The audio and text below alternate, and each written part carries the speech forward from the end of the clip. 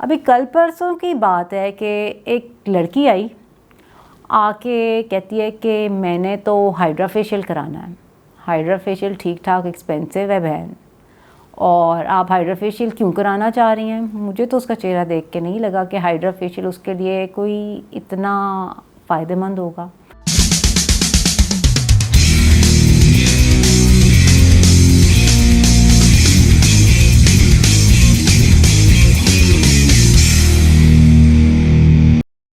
रोज़ clinic में patients आते हैं और हमें तो हमेशा से यही बताया है कि हमने पेशेंट की बात सुननी है। पेशेंट की बात सुनते हैं बहुत सुकून से, बहुत इत्मीनान से। कोशिश ये होती है कि आपको पूरा बोलने का टाइम दें, पर बोलने का टाइम देते देते कई दफ़ा ऐसी बातें करने पे आ जाते हैं कि हम पता नहीं क्यों ये सोचने पे मजबूर हो जाते हैं कि अब यहाँ पे तो आपको टोक ही देना चाहिए। सब कहते हैं डॉक्टर बहुत सख्त हैं, लेकिन क्या करें, आखिर में एम तो ये है कि आप लोगों की बेस्ट केयर हो और कोई इधर उधर का काम पहले से ख़राब हुए मसले को और ख़राब ना कर दें।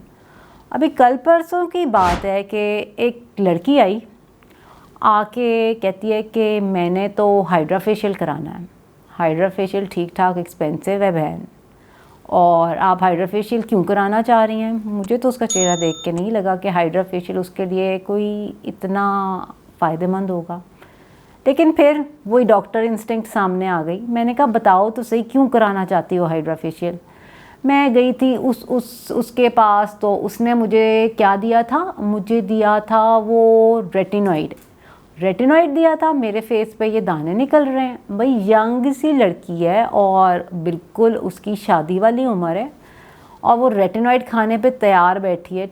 रेटिनॉइड भी खासी महंगी होती है बाय द वे, और वो रेटिनॉइड खाने के साथ उसको ये भी नहीं बताया कि बीबी अगर तुम ये रेटिनॉइड खाओगी तो अगर अगले कुछ अरसे में तुम्हारी शादी है तो क्या मसाइल हो सकते हैं, ये तो प्रेगनेंसी में बहुत प्रॉब्लम कर सकती है।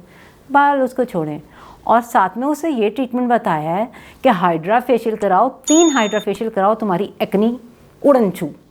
अब ऐसा भी कभी कौन सा हाइड्रा फेशियल है, मुझे तो उसका पता नहीं चला। अगर आपको पता चले तो प्लीज़ मुझे भी बताइएगा। तो बहरहाल बात ये थी कि मैंने तो उसको कहा कि मैडम कोई ज़रूरत नहीं है अभी फ़िलहाल आपको हाइड्रा फेशियल कराने की।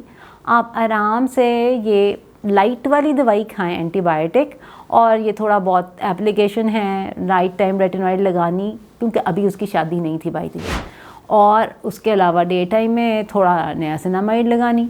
और माशाल्लाह वो 1 मंथ के बाद मेरे पास आई और वेरी वेरी हैप्पी। अब ये इतनी लंबी चौड़ी स्टोरी सुनाने का फ़ायदा क्या है? आपको पता है, शायद कुछ लोग तो समझ ही गए होंगे, क्योंकि मुझे पता है कि मेरी ऑडियंस बहुत समझदार है। इसीलिए तो इस तरह की बात निकाल के लाए हैं कि ये बात जो हम लोगों को ज़रा समझ नहीं आ रही वो ज़रा अच्छी तरह समझ आ जाए। ये एक एग्जाम्पल नहीं है, यहाँ पे बहुत सारे लोग आते हैं डिफरेंट किस्म के ट्रीटमेंट अपने तरफ से बना के कि ये कर दें, ये कर दें, ये कर दें।